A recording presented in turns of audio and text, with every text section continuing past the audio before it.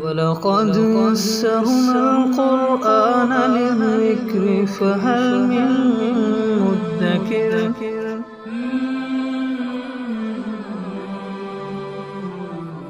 سورہ آل عمران آیت نمبر 64۔ اعوذ باللہ من الشیطان الرجیم، بسم اللہ الرحمن الرحیم۔ قل یا اہل الکتاب تعالوا الی کلمۃ سواء بیننا وبینکم الا نعبد الا اللہ ولا نشرک بہ شیئا ولا یتخذ بعضنا بعضا اربابا من دون اللہ فإن تولوا فقولوا اشہدوا بأننا مسلمون۔ اے مسلمانوں، ان یہود و نصارہ سے کہہ دو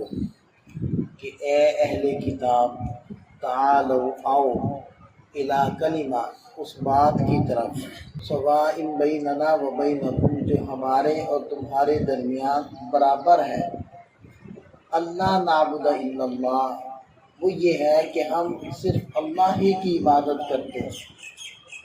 ولا نشرک بہ شیئا اور اس کے ساتھ کسی بھی چیز کو شریک نہیں ٹھہراتے، ولا یتخذ بعضنا بعضا اربابا من دون اللہ اور ہم اللہ کو چھوڑ کر ایک دوسرے کو رب نہیں بنائیں گے۔ فإن تولوا پھر اگر وہ منہ موڑے اس بات سے، فقولوا اشہدوا تو ان سے کہہ دو تو گواہ رہو بأننا مسلمون کہ ہم تابعدار ہیں، ہم اللہ کے مطیع اور فرما بردار ہیں، ہم ان باتوں کے اوپر قائم ہیں۔ ان آیات میں کسی بھی مخالف جماعت کو اگر دعوت دینی ہو تو اس کا اصول ذکر کر دیا کہ وہ دعوت مشترکات پر دینی ہوتی ہے، جیسا کہ نبی پاک صلی اللہ علیہ وسلم نے ہرقل روم کے بادشاہ کو جب دعوت دی تو اس کو ایک مشترکہ کلمے کی طرف دعوت دی، اور آپ علیہ السلام نے یہ آیت مبارکہ لکھ کر بھیجی کہ آؤ اس بات کی طرف جو ہمارے اور تمہارے درمیان مشترک ہے، اور وہ کیا ہے؟ وہ اللہ کی توحید ہے، اللہ وحدہ لا شریک ہے، اس کے ساتھ کسی کو شریک نہ ٹھہرانا۔ اس بات کے اوپر تو ہم سب کا اتفاق ہے، چلو اس کے اوپر اتفاق کرتے ہیں، اس کے اوپر مل کر کام کرتے ہیں، اور اگر وہ نہیں مانتے تو بس پھر خود آپ نے ثابت قدم رہنا ہے۔ فقولوا اشہدوا تو کہہ دو کہ گواہ رہو بأننا مسلمون، ہم تابعدار ہیں، ہم اللہ تعالیٰ کی اس فیصلے کو یا اس حکم کو ماننے والے ہیں، تم نہیں مانتے تو یہ تمہارا مسئلہ ہے۔ یا اہل الکتاب، اے یہود و نصارہ، لم تحاجون فی ابراہیم، کیوں جھگڑا کرتے ہو حضرت ابراہیم علیہ السلام کے بارے میں؟ وما انزلت التوراۃ والانجیل الا من بعدہ، حالانکہ تورات اور انجیل وہ تو ان کے بعد ہی نازل کی گئی ہیں۔ افلا تعقلون، کیا تمہیں اتنی بھی عقل نہیں ہے؟ یہود یہ دعویٰ کرتے تھے کہ حضرت ابراہیم علیہ السلام یہودی تھے، اور نصارہ یہ دعویٰ کرتے تھے کہ حضرت ابراہیم علیہ السلام نصرانی تھے۔ اس بات کی پہلے میں وضاحت کر چکا ہوں کہ عیسائیوں کو نصارہ قرآن کہتا ہے۔ اس کی وجہ یہ ہے کہ حقیقت میں وہ لوگ عیسائی نہیں ہیں، عیسائی کہتے ہیں حضرت عیسیٰ علیہ السلام کے ماننے والے، اور جو اس زمانے میں بھی اور اس زمانے میں بھی یہ لوگ موجود ہیں، یہ حضرت عیسیٰ علیہ السلام کو نہیں مانتے، نہ کسی کو ماننا، وہ اس کی بات کو ماننا ہے۔ تو جب حضرت عیسیٰ علیہ السلام کی بات کو اور ان کی تعلیمات کو نہیں مانتے تو حضرت عیسیٰ علیہ السلام کو ماننا تو نہ ہو۔ حقیقت میں حضرت عیسیٰ علیہ السلام کو ہم مسلمان مانتے ہیں، کیونکہ ان کی تعلیمات کو ہم لوگ فالو کرتے ہیں، اس وجہ سے حقیقت میں ہم عیسائی کہلانے کے حقدار ہیں۔ ہم مسلمان بھی ہیں، محمدی بھی ہیں، عیسائی بھی ہیں، اور جو عیسائی اس وقت اپنے آپ کو کہلاتے ہیں وہ حقیقت میں عیسائی نہیں ہیں، وہ نصرانی ہیں۔ نصرانی، نصارہ، یہ اصل میں ناصرہ بستی تھی جس کے اندر حضرت عیسیٰ علیہ السلام پیدا ہوئے تھے، اس کی طرف منسوب ہے نصرانی۔ تو قرآن کریم ان کو دیکھیں نصارہ کے لفظ سے تعبیر کرتا ہے، عیسائی کے لفظ سے قرآن ان کو تعبیر نہیں کرتا۔ تو ہمیں بھی ان کو نصرانی ہی کہنا چاہیے، ان کو عیسائی نہیں کہنا چاہیے۔ یہ کرسچن کہہ دیں، عیسائی نہیں ہے یہ لوگ۔ یہ جھگڑا کرتے تھے کہ یہ یہودی کہتے تھے کہ حضرت ابراہیم علیہ السلام یہودی تھے،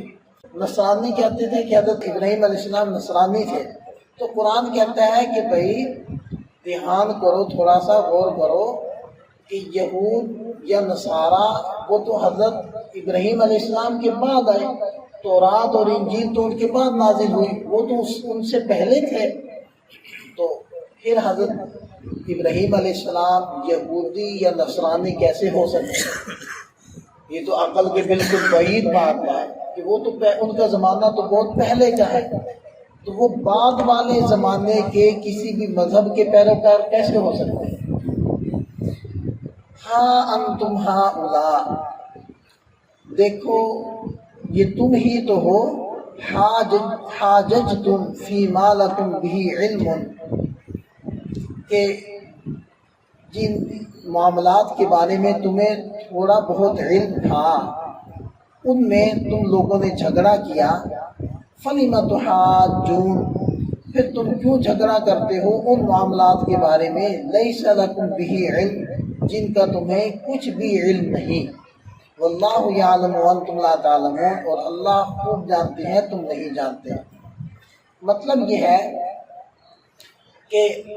نصرانیوں نے یہ دعویٰ کیا کہ حضرت عیسیٰ علیہ السلام یا تو اللہ کے بیٹے ہیں یا خود خدا ہے، خود اللہ ہے،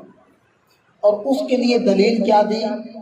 کہ وہ بغیر باپ کے پیدا ہوئے ہیں۔ تو قرآن یہ کہتا ہے کہ یہ وہ دلیل ہے کہ جس کے بارے میں تمہیں تھوڑا بہت علم ہے کہ واقعتاً وہ بغیر باپ کے پیدا ہوئے ہیں، تو اس دلیل کے بارے میں تمہیں پتہ ہے، اور یہ دلیل دے کر تم لوگوں نے ثابت کرنے کی کوشش کی کہ حضرت عیسیٰ علیہ السلام وہ یا تو اللہ کے بیٹے ہیں یا خود خدا ہے، اور تم اس دلیل کے ذریعے سے یہ بات ثابت نہیں کر پائے۔ کیوں؟ اس لیے کہ حضرت آدم علیہ السلام بھی اسی طرح پیدا ہوئے ہیں، اور تمہارے عقیدے کے مطابق بھی اور مسلمانوں کے عقیدے کے مطابق بھی نہ تو حضرت آدم علیہ السلام اللہ کے بیٹے ہیں نہ خود خدا ہے۔ تو جس دلیل کے بارے میں تمہیں تھوڑا بہت علم ہے اس کے ذریعے سے تم اپنے دعوے کو ثابت نہ کر پائے، تو جس دلیل کے بارے میں تمہیں کوئی علم ہی نہیں ہے کہ حضرت ابراہیم علیہ السلام وہ نصرانی تھے، تو اس کی کوئی دلیل ہی تمہارے پاس نہیں ہے، اس کا علم ہی تمہارے پاس نہیں ہے، تو پھر اس دلیل کے ذریعے سے تم اپنے دعوے کو کیسے ثابت کرو؟ ما کان ابراہیم یہودیہ، اب قرآن فیصلہ کر رہا ہے کہ حضرت ابراہیم علیہ السلام نہ تو یہودی تھے ولا نصرانیہ، نہ ہی نصرانی تھے، ولیکن کان حنیفا مسلما، بلکہ وہ تو سیدھے مسلمان تھے، وما کان من المشرکین، وہ مشرکین میں سے نہیں تھے، شرک کرنے والوں میں سے نہیں تھے۔ ان اول الناس بابراہیم، حضرت ابراہیم علیہ السلام کے لوگوں میں سے سب سے قریبی لوگ وہ ہیں، للذین اتبعوہ، وہ لوگ ہیں جو حضرت ابراہیم علیہ السلام کی اتباع کرتے ہیں، ان کی بات مانتے ہیں۔ وہذا النبی، اور یہ نبی یعنی حضرت محمد صلی اللہ علیہ وسلم یہ ہیں جو حضرت ابراہیم علیہ السلام کے سب سے زیادہ قریب ہیں۔ والذین آمنوا، اور ان کے ساتھ جو ایمان والے ہیں، ان پر جو ایمان لائے ہیں، یہ لوگ ہیں جو حضرت ابراہیم علیہ السلام کے زیادہ قریب ہیں۔ واللہ ولی المؤمنین، اور اللہ تعالیٰ ایمان والوں کا دوست ہے۔ تو دیکھیے قرآن گواہی دیتا ہے کہ یہ امت، اس امت کے افراد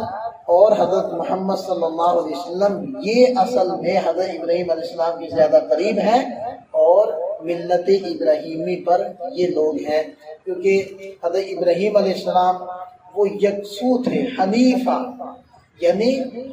تمام خداؤں سے بیزار ہو کر وہ صرف اللہ تعالیٰ کی طرف جھکنے والے تھے، اور وحدہ لا شریک اللہ کو ماننے والے تھے،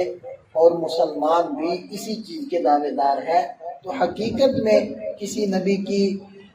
نبی کے دین پر ہونا تو وہ ان کی اتباع کرنا ہے، اور وہ حقیقت میں مسلمان کرتے ہیں۔ اللہ تعالیٰ ہمیں سمجھ عطا فرمائے، عمل کی توفیق